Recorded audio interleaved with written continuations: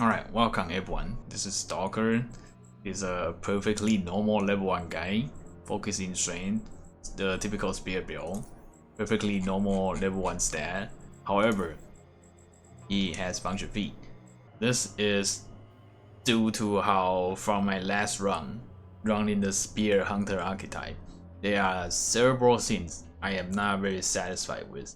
The first one being the fact that just merely from hunting around, I actually over-leveled so much that I was level 14 by the point I finished D-Part A. That was way over-level. I don't like that.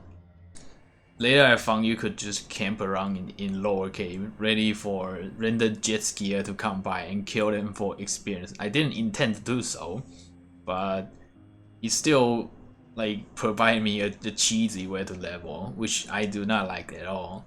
So I am back to oddity once again to torture myself.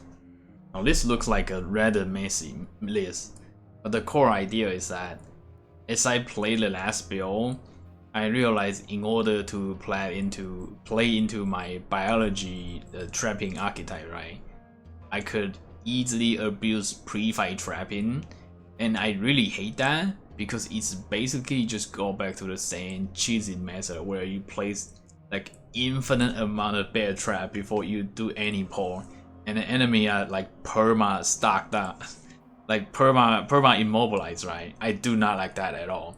So a new rule and I enforce myself upon that I'm only allowed to place trap during combat. There's no like pre-fight trapping allowed. Like for example, Red Hunt fight, right?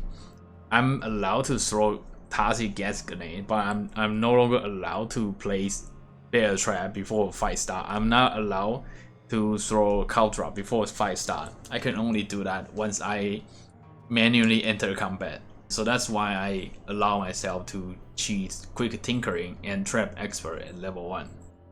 As for bio weaponry, that is to combo with a certain throw net. This feat is also like just trash unless you purposely build for it, right? But I found there's an item called Bob Throw Net. It's basically a drop only item.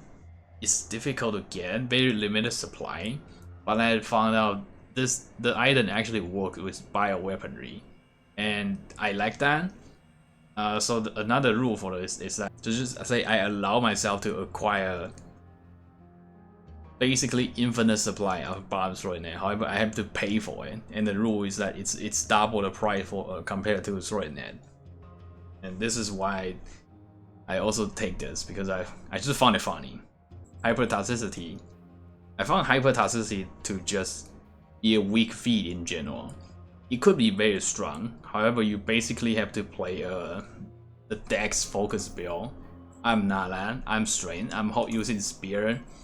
It takes like what 20 AP to poke once, so I think it's whatever. I just take this for fun. It doesn't even affect like the actual important buff like leopard poison, right? You want it to increase mechanical damage taken, or like crawler poison, the stun. It doesn't affect that. It's just literally just double the 1-digit damage.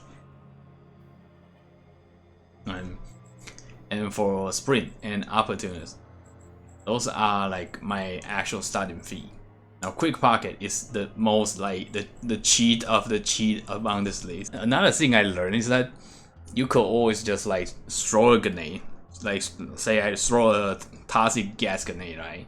Before they actually turn hostile to me, I swap the utility item.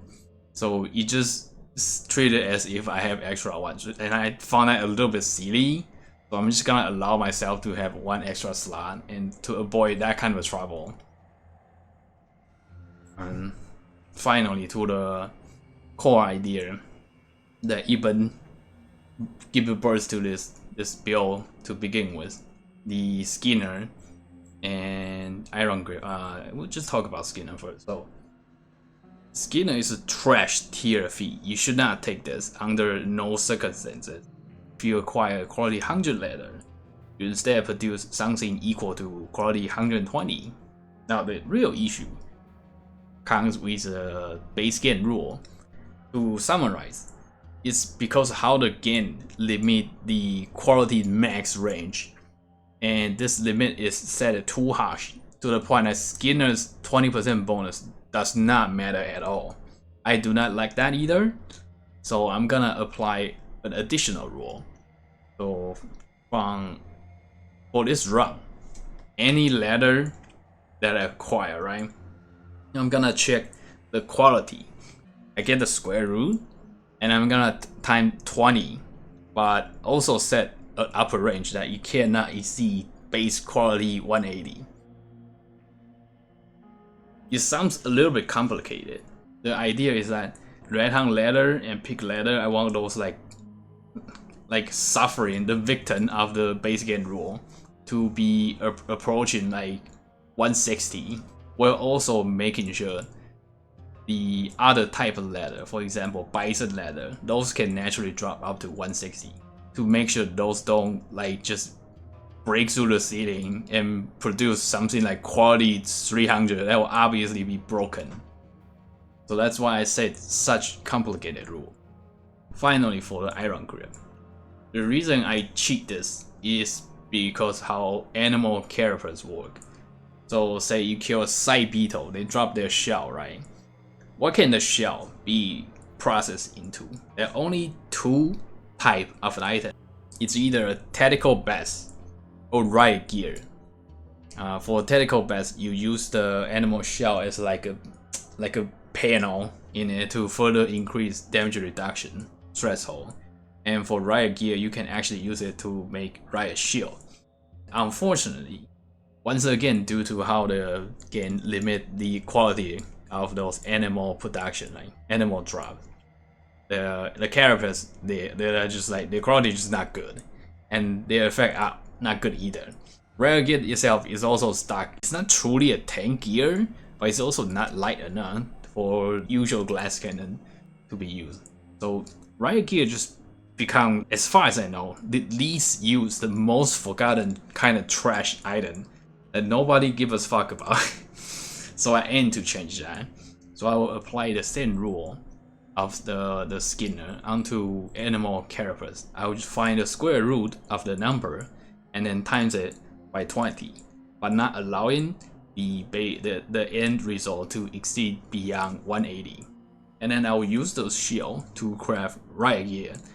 I wanted to test whether this rule make them viable, as in like, if I still found it trash with such overpowered rule, right? Let's be real, it's quite overpowered. Then it just proves that the riot gear as a concept just simply doesn't work, and I have a feeling that it might just does not work, but we will see. What are the rules that I impose upon myself about? So no pre-fight trapping allowed, right? And I can only craft the gear except utility items, and I will respect all the vendor refresh, meaning I will not even cheat myself for like quality 60 shotgun. I no longer do that for this run. And I'm also not allowed to do item editing other than the animal stuff. So that's about the rule for this run. We can now begin.